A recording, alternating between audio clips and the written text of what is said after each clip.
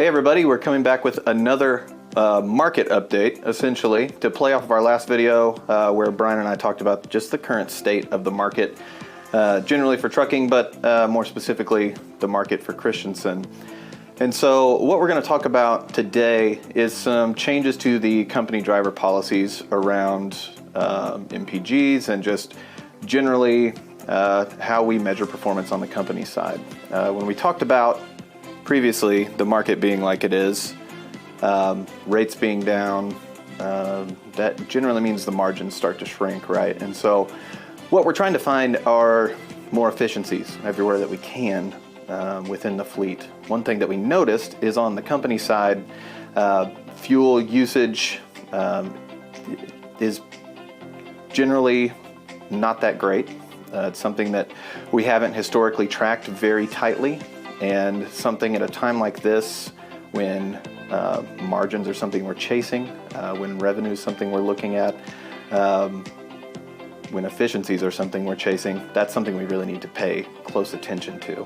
So not necessarily something changing if we can hit some new bogeys, some new metrics that we've come up with.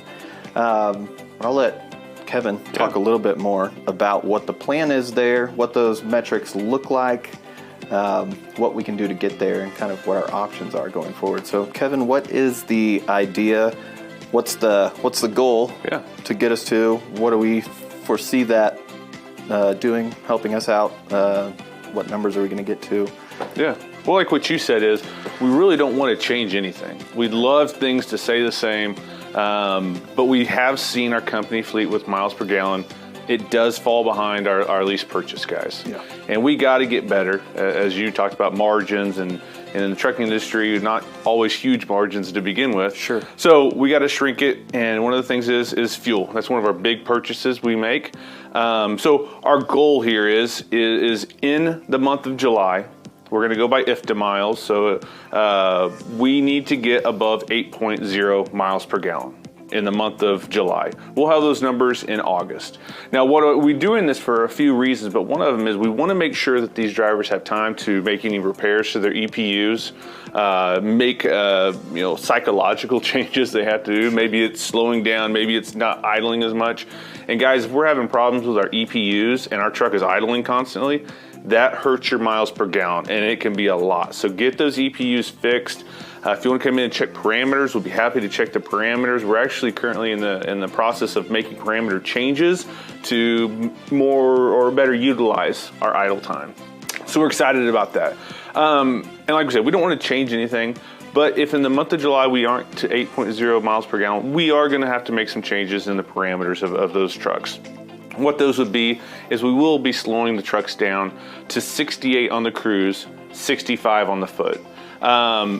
Again, if you can get above 8, because there's a lot of people in our company fleet that are currently above 8 miles per gallon. They're doing it. I think you can do it too. It's just maybe some small changes we got to make in our driving habits and idling and things like that. So we're excited about it. I think it's going to be a big time, big changes, but I think it's going to be a huge success.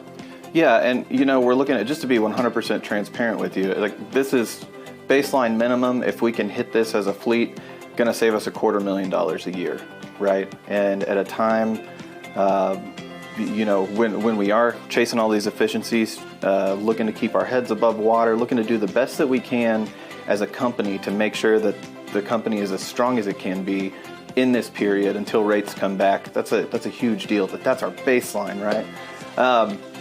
I know these types of parameter changes come with a little bit of nerves, and I know that this video is going to strike a chord with several people. I know for sure. I'm going to be everyone's best friend now. Yes, Kevin is going to be the most popular guy at Christenson. But what he's saying is absolutely true. Is we don't want to have to change anything. We don't want to do that. We just want to hit those fuel numbers. So, if we can't hit those and we got to make those changes, that's one thing. The other alternative, though, is that anyone on the company fleet that if this does strike a chord with you in a negative way, you're absolutely welcome to move to the lease purchase fleet. We want to make that available to anybody. And in fact, if you want to do that before we go into measuring MPGs, if you just decide that now is a good time for you to move to that lease purchase fleet, give your driver manager a call, give me a call. We'll start the paperwork. We'll get it taken care of.